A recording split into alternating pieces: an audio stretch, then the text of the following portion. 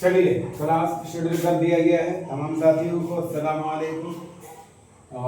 आइए देखते हैं आज हम लोग क्लास मेरा तमीज़ दाखिल गुफ्तगू तो हमेशा होती रहती है।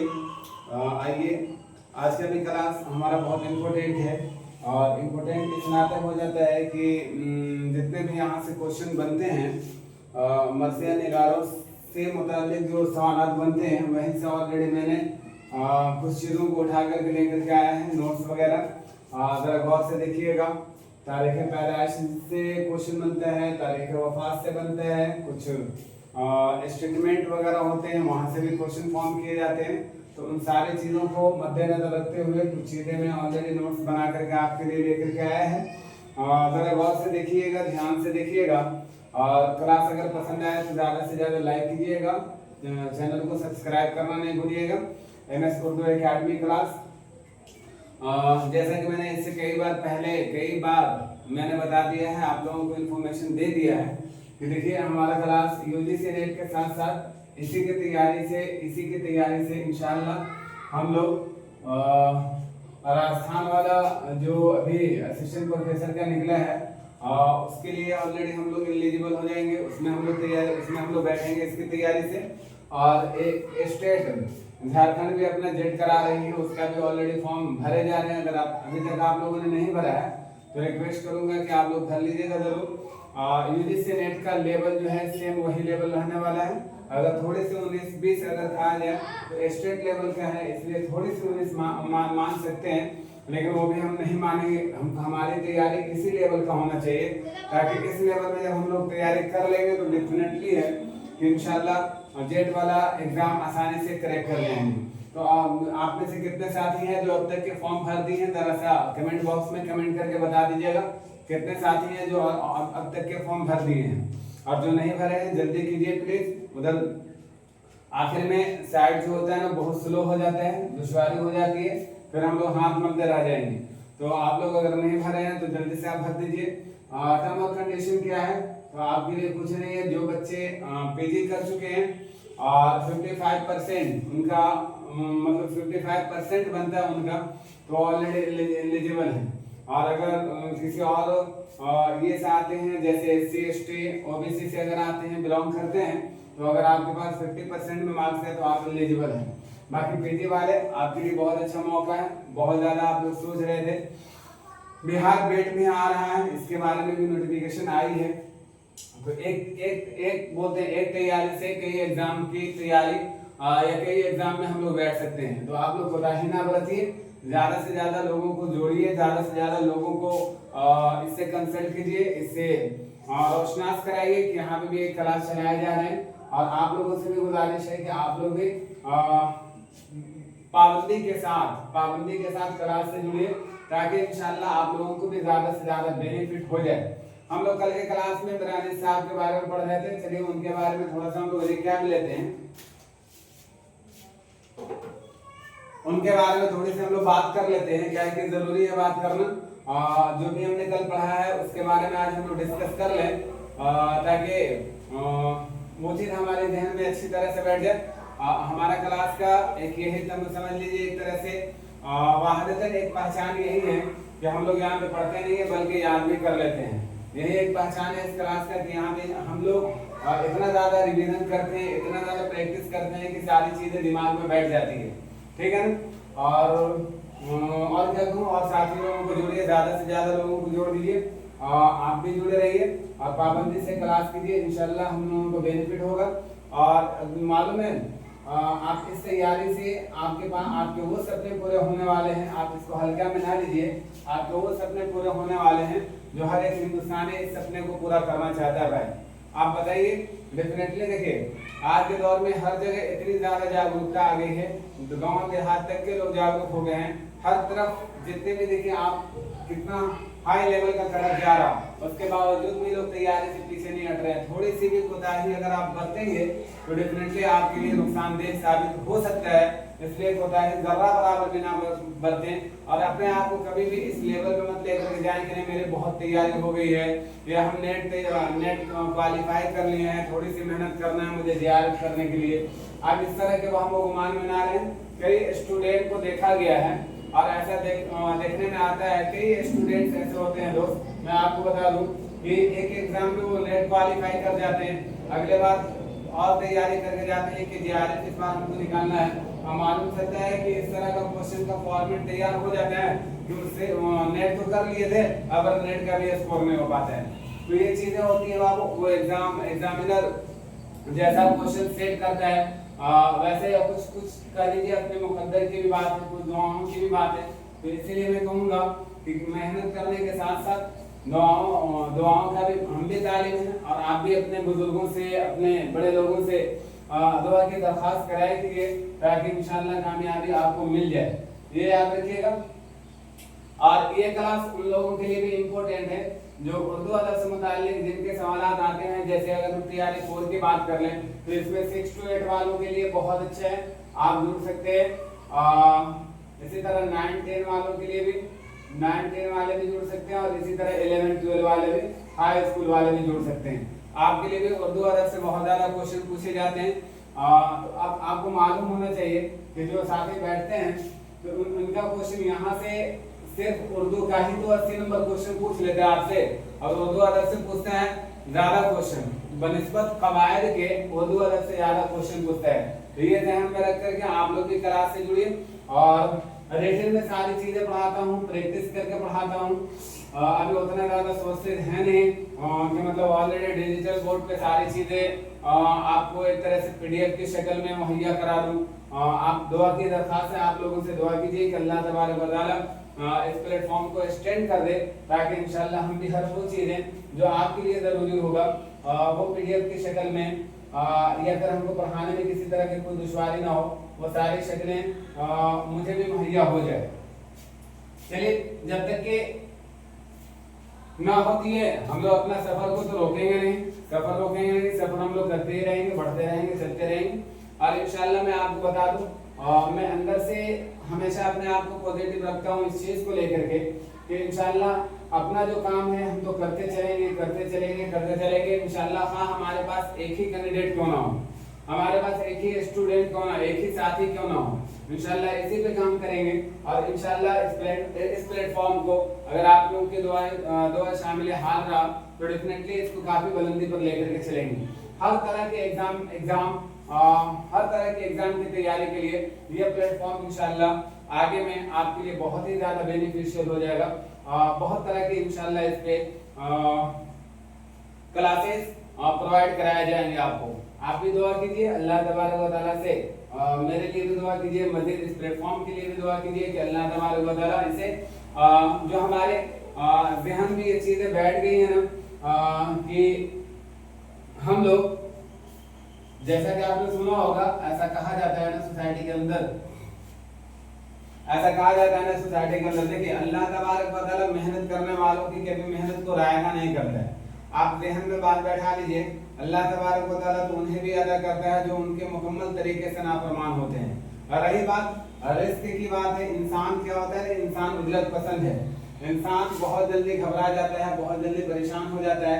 एक बार मेहनत किया, 2 बार मेहनत किया, नहीं होता है छोड़ देता है। अब छोड़ो मत, छोड़ने से क्या होगा, वहीं पहुंच जाओगे और तुम्हारा ये 2 साल का 3 साल का जो मेहनत है ये बेकार चला जाएगा, रायगा हो जाएगा। तो आप अगर लगे हुए इंशाल्लाह हो सकता है, लेकिन अल्लाह की मसलिहत को कोई नहीं जानता, हो सकता है कि तीसरी बार आप तैयारी करते और उसमें निकल जाता।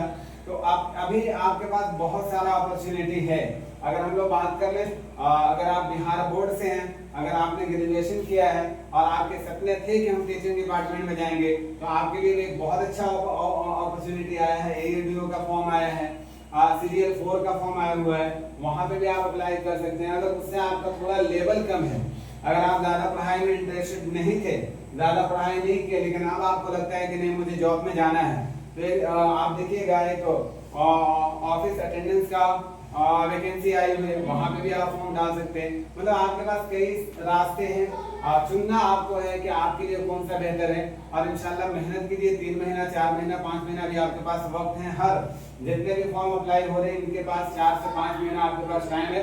और 5 से 6 महीना जो होता है ना, बड़ा झंझारू तौर पर अगर हम लोग पढ़ लेते हैं तो डेफिनेटली किसी भी एग्जाम के लिए, किसी भी एग्जाम की तैयारी के लिए 5 महीना काफी होते हैं दोस्त। अगर हम झुझारू तौर पे मेहनत के साथ, अगर ईमानदारी के साथ अगर वर्क करते हैं तो डेफिनेटली इंशाल्लाह कामयाबी मिल जाएगी। और एक बार जब कामयाबी मिल जाएगी तो फिर इंशाल्लाह आपके लिए खाना ही नहीं है, फिर अल्लाह तबारक व तआला आपके लिए रास्ते खोल देते हैं, कई रास्ते आपके लिए हो जाते हैं। चलिए हम लोग देखते हैं आज की क्लास को। आज की क्लास को देखने से पहले जल्दी से आप लोग बताइए तैयार हैं? मैं कुछ क्वेश्चन आप लोगों के लिए लेकर के आ रहा हूँ। Are you ready for giving me answer? Answer देने के लिए आप लोग तैयार हैं? और जितने भी नए साथी हैं उन साथियों से गुजारिश करेंगे कि अगर आपने इससे पहले वाला यूनिट अगर नहीं देखा है तो आप इससे पहले वाला यूनिट देख लीजिएगा। सारा का सारा प्लेलिस्ट बना करके डाला हुआ है, वहां से आप देख सकते हैं। और इसी तरह उर्दू कवायद से मुताल्लिक अगर आपको क्लास देखना है, क्लास वॉच करना है तो आप जाइएगा प्लेलिस्ट में एमएस उर्दू एकेडमी क्लास के प्लेलिस्ट में जाइएगा। स्टेट के नाम से और क्या कहते हैं उर्दू अनुवादक के नाम से सारे के सारे उर्दू कवायद पढ़े हुए हैं, पूरा का पूरा पढ़ा हुआ है। आप जा करके एक एक वीडियो रोजाना देख लीजिएगा, एग्जाम से पहले आपके लिए वो काफी बेनिफिशियल होगा। और यूजीसी नेट वाले आपके लिए भी, अगर आप नए जुड़े हुए हैं, आपको इससे पहले का आइडिया नहीं था, कुछ क्लासेस आपके छूट गए हैं, तो आप जाइएगा कसीदे से मुताल्लिक, मसनवी से मुताल्लिक या फिर इसी तरह मरसिये से मुताल्लिक सारे के सारे वीडियो पड़े हुए हैं। आप वहां से जाकर के देख सकते हैं, वहां जाकर के आप फायदा उठा सकते हैं। चलिए आप में से कितने लोग तैयार हैं प्लीज आंसर करने के लिए? जल्दी से आप लोग बताइए, जल्दी से आप लोग बताइए कितने लोग तैयार हैं? Are you ready for giving me answer? Everyone, everyone, चलो जल्दी से अगर आप लोग तैयार हो तो जल्दी जल्दी आंसर करोगे। हम कुछ क्वेश्चन आप लोगों के लिए लेकर के आ रहा हूँ, कुछ क्वेश्चन आप लोगों से मैं पूछने जा रहा हूँ, जल्दी जल्दी आंसर करने का कोशिश कीजिएगा।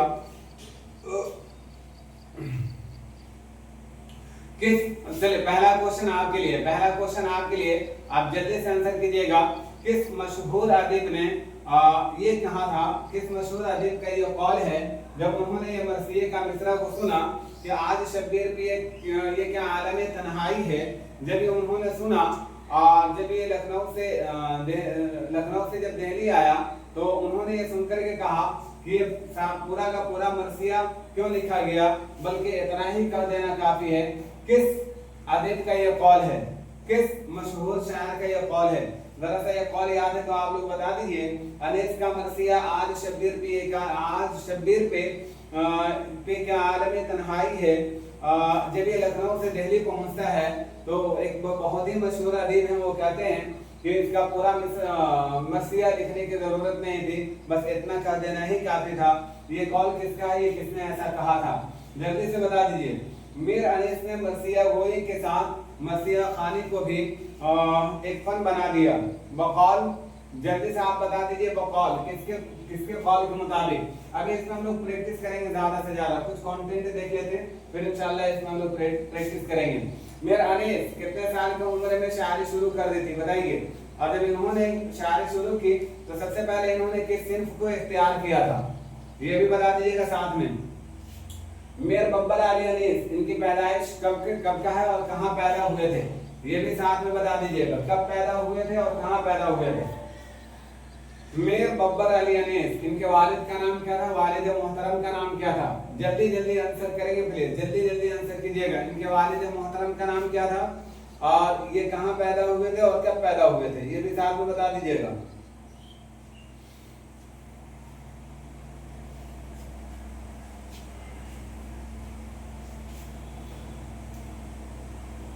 सहराए करबला की दोपहर की शिद्दत और रात के सन्नाटे को अनीस ने मुबस्सिर के एहसास और मुसव्विर के नजर से देखा है। किसके कौल के मुताबिक, किसका ये कौल है, किसने ऐसा कहा है? जल्दी से बता दीजिएगा। और एक कौल है, जरा सा ध्यान से दिमाग को हाजिर और नाजिर रख करके सुनिएगा और जरा सा आंसर करने का कोशिश कीजिएगा कि कौन बेवकूफ ये कहता है कि तुम महज मरसिया वो शायर हो, बल्कि तुम एक शायरगर हो और शायरी का मुकद्दस ताज तुम्हारे ही सर पर जिब देता है। ये किसका कौल है? जल्दी से बता दीजिए, जल्दी से बता दीजिए प्लीज। कमेंट में हर चीज का आंसर कीजिएगा। आंसर करने से आपको याद होता है, आंसर करने से आपको याद होता है। जितने भी आप कॉलेज में हो, यूनिवर्सिटी के अंदर पढ़ाई कर रहे हो, या कहीं पे भी हो, अगर उर्दू से मुताल्लिक कोई भी आपका साथी आपको ऐसा लगता है कि नहीं वो भी तैयारी करता है, तो वीडियो को वहां तक के जरूर ऑलरेडी आप पहुंचा दीजिएगा, वहां तक के जरूर शेयर कर दीजिएगा, ताकि आपके साथ और लोगों का भी भला हो जाए। चलिए जल्दी से बता दीजिए, जल्दी से बता दीजिए। सबसे एक बात और ये बताइएगा, मीर अनीस पे सबसे ज्यादा मीर अनीस के तसनीफों पर सबसे ज्यादा काम करने वाले कौन शख्स है, उनका नाम बता दीजिएगा जल्दी से, अगर याद है तो जल्दी से बता दीजिए। उर्दू शायरी में सबसे ज्यादा अल्फाज और मुहावरात का इस्तेमाल करने वाले मर्सिया निगार का नाम बता दीजिए, मर्सिया निगार का नाम बता दीजिए। उर्दू में सबसे ज्यादा अल्फाज और मुहावरात का इस्तेमाल करने वाले उस शख्स का नाम बताइए, या उस मर्सिया निगार का नाम बताइए जिन्होंने सबसे ज्यादा अल्फाज और मुहावरात का इस्तेमाल किया है अपने कलाम के अंदर, जल्दी से।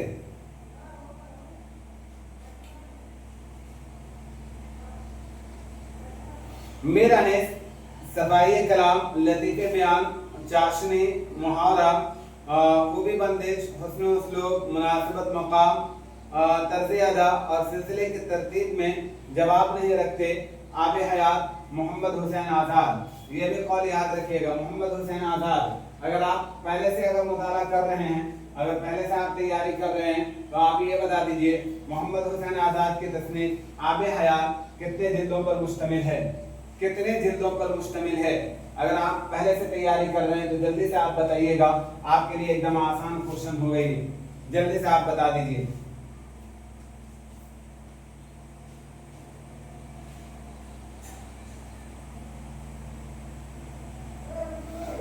और अनीस साहब ने, मेरा अनीस ने मुस्तकिल तौर पे लखनऊ में क्या किस बादशाह के जमाने में कर लिया था, मुस्तकिल तौर पर आकर के क्याम कर लिया था किस बादशाह के जमाने में, ये भी बता दीजिए साथ में। जल्दी से एक बार कमेंट करके आंसर करने का आप लोग कोशिश कीजिएगा। हाली और सैयदीन के न सैयदैन, हाली और सैयदैन की नस्ल को अखलाकी नस्ल का नाम दिया जा सकता है, तो अनीस के तमाम तर कलाम को या उनके बेशतर हिस्से को हम अखलाकी नज़्मी के नाम से मौसूम कर सकते हैं।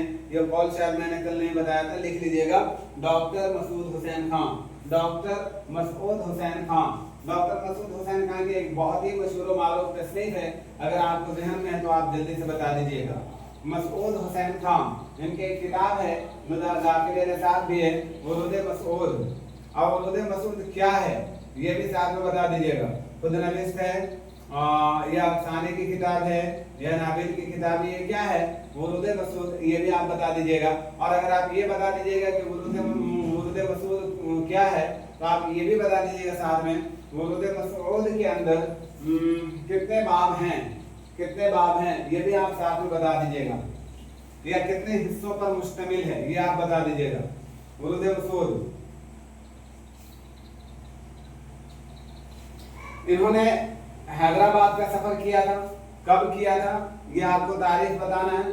इन्होंने कब हैदराबाद का सफर किया था, और हैदराबाद का जब इन्होंने सफर किया इनके साथ कितने लोग थे, कितने दोस्त थे, कितने साथी थे इनके साथ, और इनके साथ साथ इनके कितने बेटे इनके साथ में गए थे।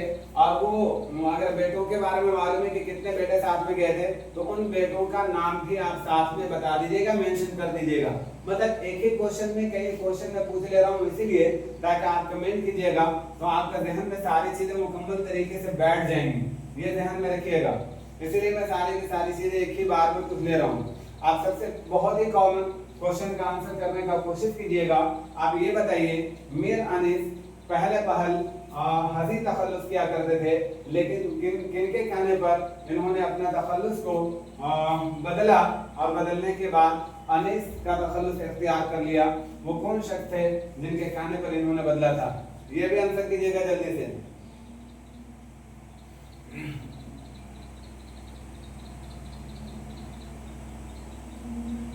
अनीस की मुलाकात गालिब साहब से हुई थी, मिर्जा गालिब साहब से, लेकिन मिर्जा गालिब साहब से मुलाकात हुई थी ये बता दीजिए, क्योंकि अनीस की मुलाकात मिर्जा गालिब से कहाँ हुई थी, जैसे कोलकाता, अजीमाबाद, बनारस, लखनऊ, दिल्ली, कहाँ हुआ था ये भी साथ में आप बता दीजिए। जल्दी से।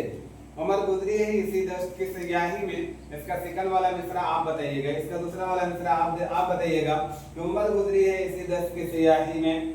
आगे का मिसरा आप मिला करके पूरा कर दीजिए, तकमील तक पहुंचा दीजिएगा। आप एक लास्ट क्वेश्चन का आंसर और जल्दी से आप लोग कर दीजिए और चलते हैं इंशाल्लाह हम लोग आगे का क्लास पे। आप ये बता दीजिए कि इनका दाखिले निसाब मरसिया, नमक खां तकल्लुम है फसाहत मेरी, नमक खां तकल्लुम है फसाहत मेरी, अगर इसकी हम लोग बात कर लें तो किस हैयत में लिखी गई है और इसमें कुल अशार की तादाद कितनी है? किस हैयत में लिखी गई है और इसमें कुल अशार की तादाद कितनी है, ये भी बता दीजिएगा। साथ में दोनों चीजें बता दीजिएगा एक साथ, किस हैयत में लिखी गई है। ऐसे मैंने कल एक ट्रिक बताया था आप लोगों को कि मीर अनीस और मिर्जा दबीर साहब की अगर मसनियों की बात कर लें। अच्छा आप लोग जरा सा एक बार आप लोग कमेंट करके मुझे जल्दी से ये बता दो मरसिये का अज्जाए तरकीबी, आप लोग जरा से ये बता दो तो जल्दी से।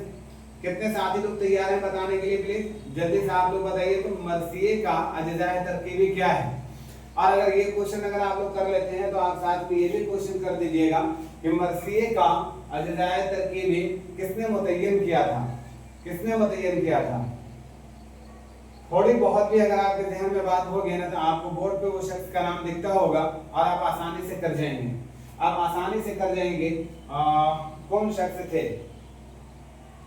चलिए आज थोड़ा सा क्लास का ये सिस्टम को हम बदले हैं। आज हम ऑलरेडी कुछ कंटेंट आपके सामने रखा हूं और इसको इंशाल्लाह कंप्लीट करके एक्सप्लेन करके कुछ क्वेश्चन ऑलरेडी आज हम लोग रिटन में प्रैक्टिस करने वाले हैं। मैं क्वेश्चन करूंगा, आपको आंसर देना है, हम क्वेश्चन करेंगे, आपको आंसर करना है फटाफट।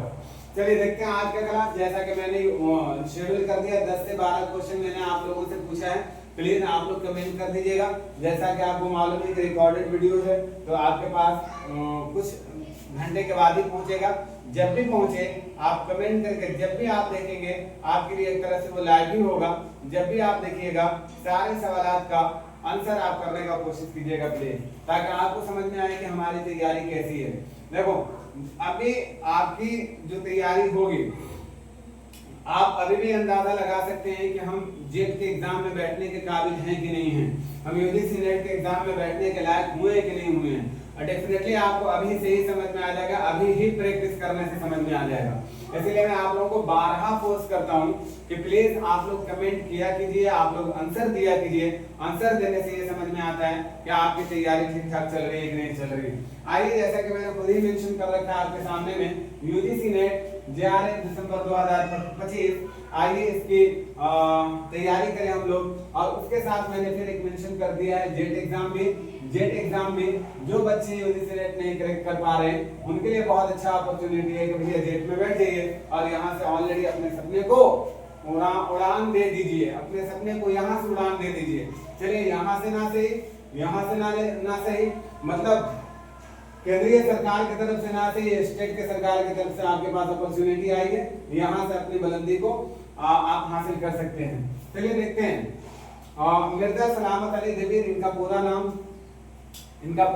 मिर्जा सलामत अली दबीर था। अगर इनकी पैदाइश की हम लोग बात कर लें तो दिल्ली में ये पैदा हुए थे सन 1803 में।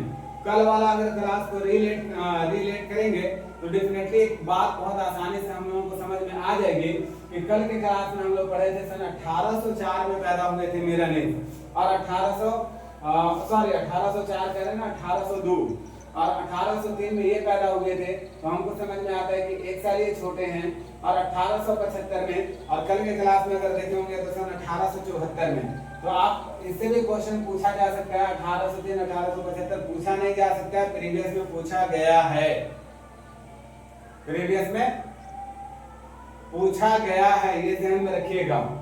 तो सन 1803 में दिल्ली में ये पैदा हुए थे, सन 1875 में लखनऊ में इनकी वफात हुई थी, ये भी ध्यान में आप रखिएगा।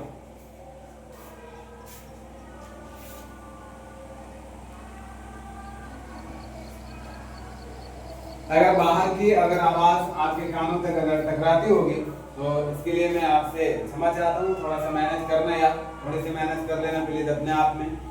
क्या जाता है, मेरी आवाज भी तो आप तक जा रही है। कुछ चीजें अगर क्लियर नहीं दिखती होंगी तो मैं उसको ऑलरेडी जबान से बार बार बोल रहा हूँ, वहां से मैनेज कर लेना प्लीज। थोड़ी सी दुश्वारी आप समझ सकते हो, फीलिंग और इमोशन को तो आप अच्छी तरह समझते होंगे हर कोई का, तो जब समझते हैं तो थोड़ी सी मैनेज कर लीजिएगा क्लास को, और इंशाल्लाह सोचें जो है धीरे धीरे करके इंशाल्लाह उसको हम पूरा करने की कोशिश कर रहे हैं।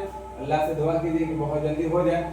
इनके वालिद की अगर हम लोग बात कर लें, मिर्जा सलामत अली दबीर के अगर वालिद की हम लोग बात कर रहे हैं तो मिर्जा गुलाम हुसैन नाम था, मिर्जा गुलाम हुसैन। अब ये चीज बता दी हम लोग, मिर्जा सलामत अली दबीर के वालिद का नाम मिर्जा गुलाम हुसैन था। तो कल के क्लास में जो हम लोग पढ़े थे मीर अनीस के बारे में, उनके वालिद का नाम कमेंट बॉक्स में मेंशन जरूर कर दीजिएगा, बता दीजिएगा कि कौन थे।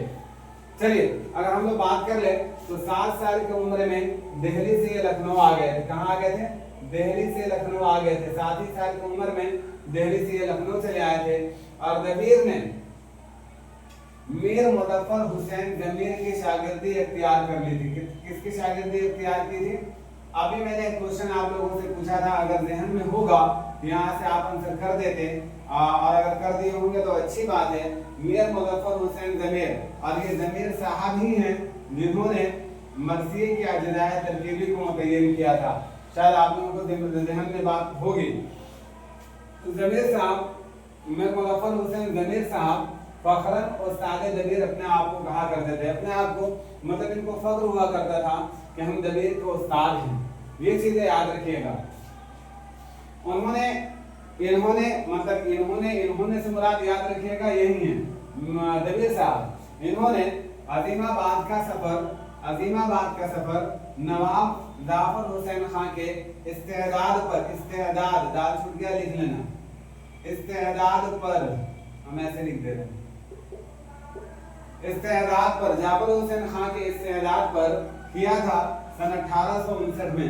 तारीख ये सब थोड़ा सा ध्यान में रखिएगा प्लीज, क्वेश्चन यहाँ से बनते हैं तो ध्यान में रखिएगा। नवाब जाफर हुसैन खान के इस्तेदाद पर सन 1859 में इन्होंने सफर किया था। कहाँ के किया था?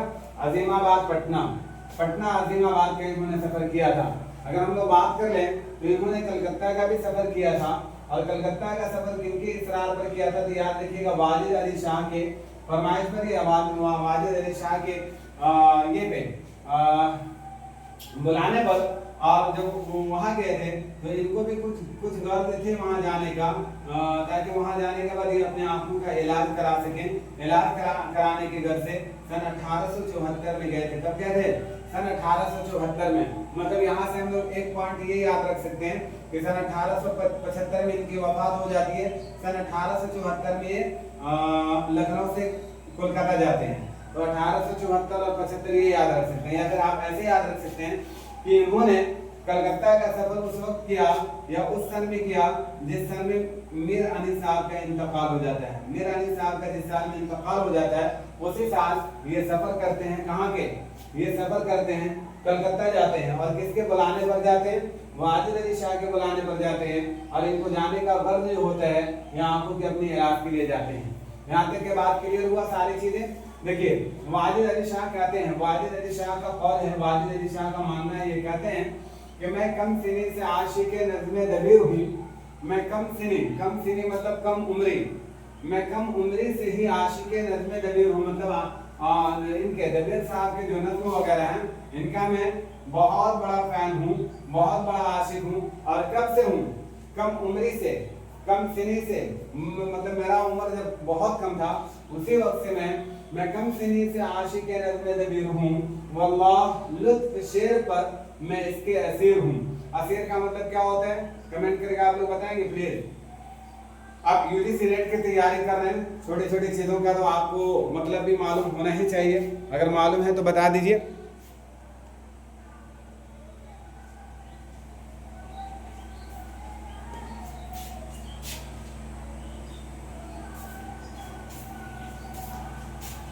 अगर मालूम है तो बता दीजिए प्लीज। ऐसे आपके क्लास से मुताल्लिक ये बात नहीं है, लेकिन फिर भी आपको तो याद होना ही चाहिए, आपको तो मतलब मालूम ही होना चाहिए। मैं कम सिनी से आशिक़े नज़्मे दबीर हूँ। वल्लाह लुत्फ़ शेर में इसके असीर हूँ। असीर का मतलब होता है गुलाम, असीर का मतलब होता है गुलाम, ये याद रखिएगा। तो दबीर करम कुछ इनके मुतालिक अक़वाल हैं, ज़्यादा नहीं, मुख्तसर है, इनको ध्यान में रखिएगा। दो चार ही को हैं तो इनको ध्यान में रख लीजिएगा, आसानी से आपका दिमाग में बैठ जाएगा। इनके मुतालिक अहम आराओ ख्यालात, कुछ अहम आराओ ख्यालात उनको ज़रा देखिएगा। दबीर का रंग स्याह होने की वजह से, मतलब दबीर का जो रंग मिर्ज़ा सलामत अली दबीर, इनका जो रंग था वो स्याह होने की वजह से अनीस इन्हें हजरत यूसुफ कहा करते थे। हजरत यूसुफ, अब हजरत यूसुफ कहा करते थे, कौन कहा करता था? तो मीर अनीस कहा करते थे। किस वजह से कहा करते थे? इसलिए कि इनके रंग जो थे वो स्याह थे। स्याह होने के कारण अनीस इन्हें हजरत यूसुफ अलैहिस्सलाम, और एक तरह से याद रखिएगा शोरा कराम एक दूसरे के बारे में तंज़ो मदाह भी किया करते थे। तो कभी कभी उनका तंज़ो मदाह जो होता था ना वो फखरन भी करते थे, हंसी मजाक के तौर पे भी किया करते थे। कल का आज तक अभी तक के मुझे कमेंट नहीं मिला। मैंने एक क्वेश्चन कल किया था, बहुत इंपॉर्टेंट क्वेश्चन किया था कि मेरे साथ कहते हैं कि मेरे ज़माने में दिल्ली के अंदर, वो कहते हैं कि मेरे ज़माने में दिल्ली के अंदर 3 पाव शुरा कराम मौजूद थे, और उसमें उन्होंने 4 लोगों का नाम लिया था। कहा था कि फलाने 1 केजी का है, हम 1 केजी का है, फलाने अधूरा है और फलाने पौवा है। तो मैंने उनका नाम पूछा था आप लोगों से, अब तक के कमेंट में मुझे नहीं आया। देखिए, अगर आपके अंदर एक्साइटमेंट नहीं आएगा, अगर आपके अंदर हौसले नहीं आएंगे ना, तो डेफिनेटली याद रखिए आप खुद से अगर अपने आप को तैयार नहीं करते तो डेफिनेटली आपको कोई भी, हम क्या XYZ कोई भी कामयाबी के मंजिल तक नहीं पहुंचा सकता है। दोस्त, आपके अंदर अगर किसी भी चीज को अगर आप हल्के में लेते हैं, किसी भी चीज को अगर आप मुख्तसर समझते हैं, तो आप कहते हैं ना, हम लोग हमारे क्या अपने सोसाइटी के अंदर ये जिंदगी मुख्तसर है, और ये जिंदगी मुख्तसर होने के कारण इतना ज़्यादा जिंदगी में सीरियस क्यों होना है? मेरे दोस्त, जिंदगी मुख्तसर है लेकिन बहुत कुछ सिखा करके चला जाता है। आपको मालूम होना चाहिए अच्छी तरह से कि बहुत मुख्तसर जिंदगी तो है ज़रूर, लेकिन इसी में बहुत कुछ सिखा करके चला जाता है। तो मेरे दोस्त, ये जिंदगी गुजारने के लिए हमें कुछ ना कुछ तो करना पड़ेगा इस जिंदगी को। और देखिए, एक बात हकीकत है, मैं आपको बता देना चाहूँगा, आज गौर से सुनिए कि हमारी ये जिंदगी मुख्तसर है। अगर हमारी जिंदगी अगर नहीं संवरा, अगर हम अपनी जिंदगी को नहीं संवार सके, तो याद रखिए हमारी आखिरत भी नहीं संवर पाएगी। आज की बात मैं बता रहा हूँ, पहले जमाने की बात छोड़ दीजिए। पहले जमाने में लोग ना खाते थे ना पीते थे, लेकिन अल्लाह तबारक व तआला की मर्जियात के मुताबिक जिंदगी गुजारते थे, और वो सारी चीजें ना होने के बावजूद भी उनके पास सब कुछ हुआ करता था। आज की जिंदगी में अगर याद रखिए, दुनिया अगर आपने हासिल नहीं किया तो आखिरत भी आपकी बिगड़ जाएगी। अब बिगड़ जाएगी, क्यों बिगड़ जाएगी? रीजन क्या है आप अच्छी तरह जानते हैं। अगर आपकी जिंदगी का अगर आपकी जिंदगी के सपने अगर पूरे नहीं होते, फुलफिल नहीं कर पाते हैं, तो जिंदगी याद रखिएगा आपके आखिरत भी आपके फुलफिल नहीं हो पाएंगे। इसलिए कि अगर आप कुशादा हैं, अगर आप सेहतमंद हैं, अगर आपके पास सब कुछ है, अल्लाह तबारक व तआला का दिया हुआ अगर सब कुछ है, तो इबादत में मजा भी आता है भाई, इबादत करने में मजा आता है। तो आखिरत को बनाने के लिए हमें जिंदगी भी बनाने होंगे, और जिंदगी को बनाने के लिए मेहनत तो करने होंगे, मेहनत करने होंगे। आप सिर्फ, मैं बता रहा हूँ ना, अभी एक एग्जाम, बहुत सारे एग्जाम आए हुए हैं, फॉर्म आप डाले होंगे। मैं आपसे गुजारिश करता हूँ कि 6 महीने अपने आप को भुला दीजिए, अपने आप को भुला दीजिए। आपके बारे में लोग बाहर में यह हुआ उड़ा दें, या तो बंदा देश छोड़ दिया, या बंदा धरती पे नहीं है। आप अपने आप को खुद को मिटा दीजिए। न शादियात से आपको ताल्लुक होना चाहिए, न किसी का बर्थडे से ताल्लुकात होना चाहिए, न किसी फेस्टिवल से आपको ताल्लुक होना चाहिए। अपने आप को एकदम मिटा दीजिए। जब अपने आप को मिटाएंगे ना, तो डेफिनेटली वो शेर आप लोगों को याद होगा कि मिटा दो अपनी हस्ती को अगर कुछ मर्तबा चाहो, कि जर्रे खाक में मिलकर गुले गुलजार होते हैं। तो बहुत बड़े शायर हैं नहीं भाई, जो जबान पे आती है बोल देते हैं अपने तरफ से मिला जुला कर कि मिटा दो अपनी हस्ती को अगर कुछ मर्तबा चाहो, मिटा दो अपनी हस्ती को अगर कुछ मर्तबा चाहो, कि जर्रे खाक से मिलकर गुले गुलजार होता है। मतलब वही, अपने आप को मिटा दीजिए, अपने आप को लगा दीजिए, फिर एक पहचान जो सोसाइटी के अंदर आएगी ना, दुनिया जानते हैं, याद रखिएगा वक्त के साथ आपका मकाम और स्टेटस पूछता है, आपकी खैरियत नहीं पूछता है दोस्त, ये याद रखिएगा। हालात बहुत नासाजगार होते चले जा रहे हैं दोस्त। अगर अपने आप को नहीं संभालेंगे, अपने आप को जिसके लिए आप अपने आप को मिटाना चाह रहे हैं, आप कभी अपनी तन्हाई में बैठ करके, कभी अपना गोशन नशी अख्तियार करके आप देख लीजिए क्या आपकी जिंदगी, आपका हुलिया अगर ऐसा रहा तो क्या जिसके लिए आप मरने मिटने को तैयार है, क्या वो आपका साथ देने को तैयार है? क्या वो आपका साथ देगी या देगा? आप जरा सा गौर कर लीजिएगा, समझ में आ जाएगा। दुनिया हर कोई सक्सेस के पीछे भाग रहा। जिंदगी में वो लोग मूर्ख होते हैं कि तुम किसी और के पीछे भाग लो। भाई सफलता के पीछे भागो, लोग तुम्हारे पीछे भागेंगे। कामयाबी की तरफ भागिए, कामयाबी की तरफ जब भागेंगे तो लोग तुम्हारे पीछे भागेंगे। और अगर तुम किसी के पीछे भागते हो तो याद रखिए आप बहुत बड़े नादान हैं, बहुत बड़े असफल इंसान दुनिया के हैं। आप इन सब चीजों को परखिए, गौर कीजिए जो मैं कह रहा हूँ। दबीर का रंग स्याह होने की वजह से अनीस उन्हें हजरत यूसुफ कहा करते थे। ये स्टेटमेंट याद रखिएगा। गालिब ने दबीर के कुछ मिसरे पढ़ने के बाद कहा था यकीन है यह मिर्जा साहब का ही है, लेकिन मिर्जा साहब से भी क्वेश्चन बन जाता है और ये पूछ लेता है कि यहाँ पे मिर्जा से मुराद कौन है? क्या कि मिर्जा गालिब भी हैं। इसी तरह अगर हम लोग बात कर लें वो कसीदा वो शायद मिर्जा मोहम्मद रफी सौदा साहब भी हैं। इसी तरह मिर्जा दबीर भी हैं। तो मिर्जा से बहुत सारा नाम आता है। तो आपसे ये भी पूछ लेता है कि मिर्जा से मुराद क्या है, तो आप उसका स्टेटमेंट याद रखिएगा तो आपको समझ में आएगा। गालिब ने दबीर के कुछ मिसरे पढ़ लेने के बाद कहा था कि यकीनन यह मिर्जा साहब का है, मतलब मिर्जा दबीर साहब का है। अनीसो दबीर और आगे कुछ इन्होंने कहा था शायद।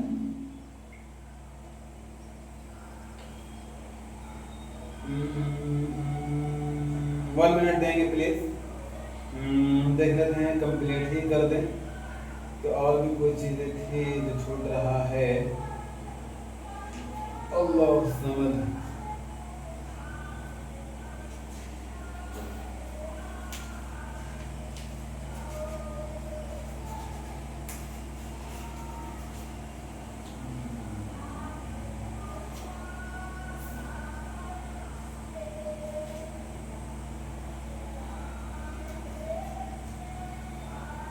जो इन्होंने बात कही थी मिर्जा गालिब साहब ने,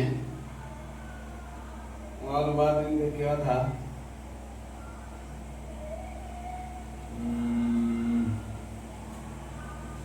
हाँ, इन्होंने कहा था कि गालिब ने दबीर के कुछ बंद पढ़ लेने के बाद कहा था कि वाकई यह मिर्जा दबीर साहब का है, दूसरा इस राह में कदम नहीं उठा सकता। मतलब दूसरे को यह हक नहीं है, दूसरे के पास इतनी ताकत नहीं है जो इस दर्जे को पहुंच जाए, या फिर मतलब यहाँ तक कि उनकी रसाई हो जाए।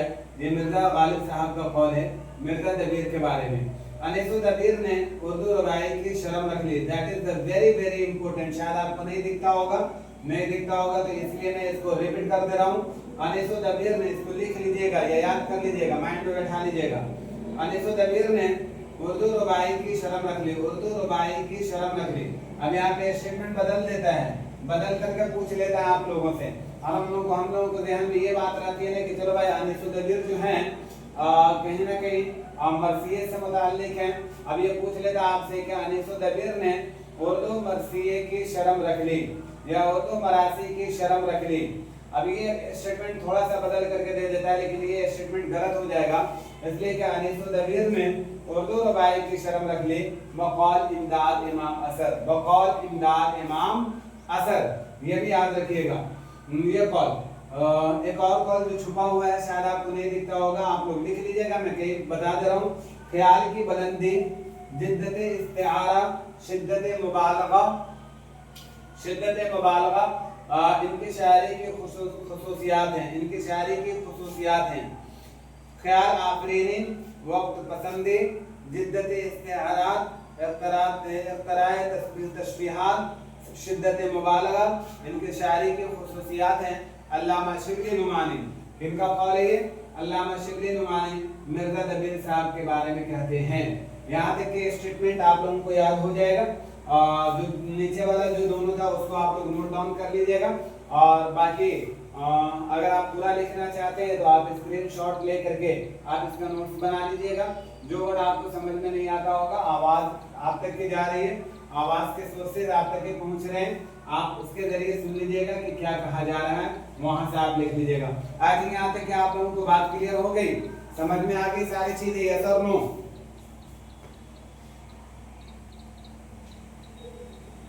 चलिए कुछ हम लोग प्रैक्टिस कर लेते हैं जल्दी जल्दी।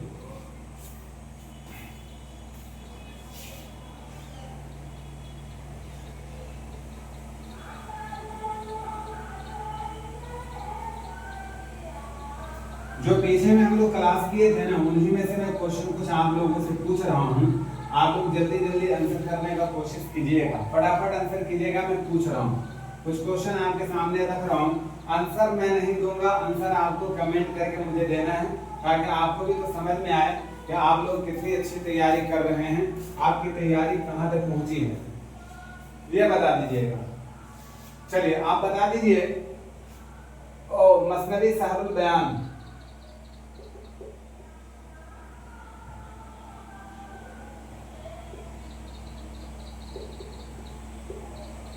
मसनवी सहरुल बयान, ये बता दीजिए मसनवी सहरुल बयान। सबसे पहले तो ये बता दीजिए कि मसनवी सहरुल बयान किसने लिखा।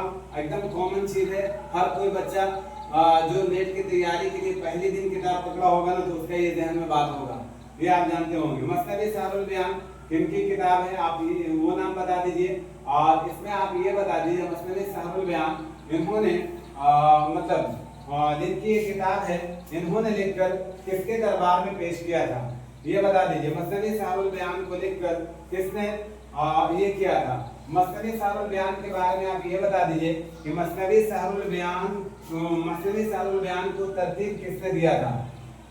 इस मसनवी को, मतलब मसनवी सहरुल बयान को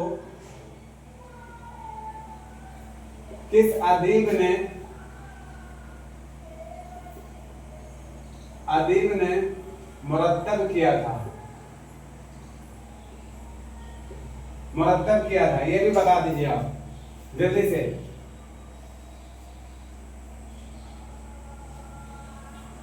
एक कॉल आप लोग जल्दी से बताइएगा, एक कॉल मैं पूछ रहा हूं आप लोगों से, आप जल्दी से बता दीजिएगा।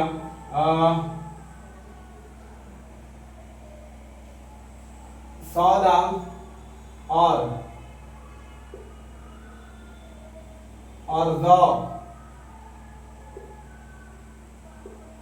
ज़ौक़ इन दोनों में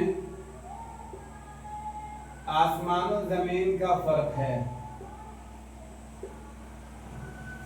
आसमान और जमीन का फर्क है।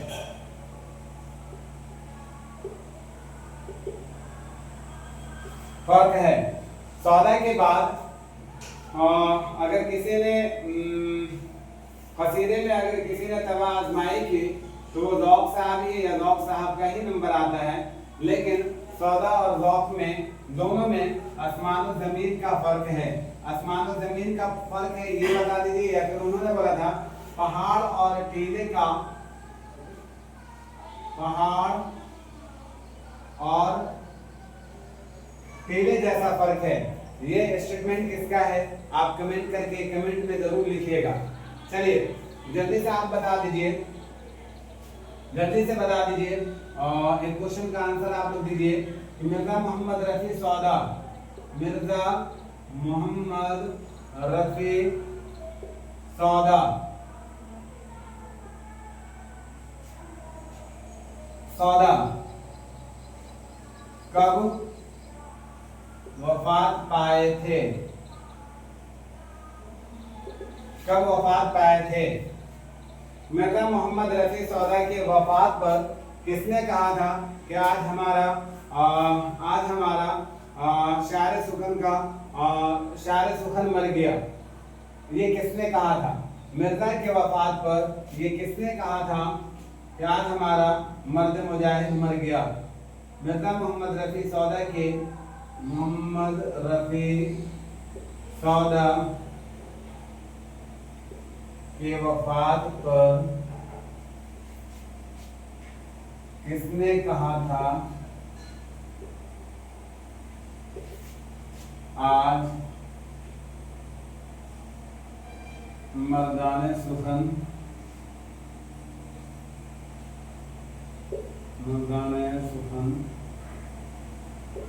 देखिए अब स्टेटमेंट कुछ ऐसा ही है, मतलब हूबहू पूरा का पूरा वर्ड नहीं मैं ये कर रहा हूँ, मतलब कुछ ऐसा ही स्टेटमेंट है, बाकी आप लोग पकड़ ही लेते होंगे। ये किसने कहा था ऐसा, ये आप बता दीजिए। मिर्जा मोहम्मद रफी सौदा साहब के कितने उस्ताद थे, कितने उस्ताद थे ये भी आप बता दीजिए, कितने उस्ताद थे।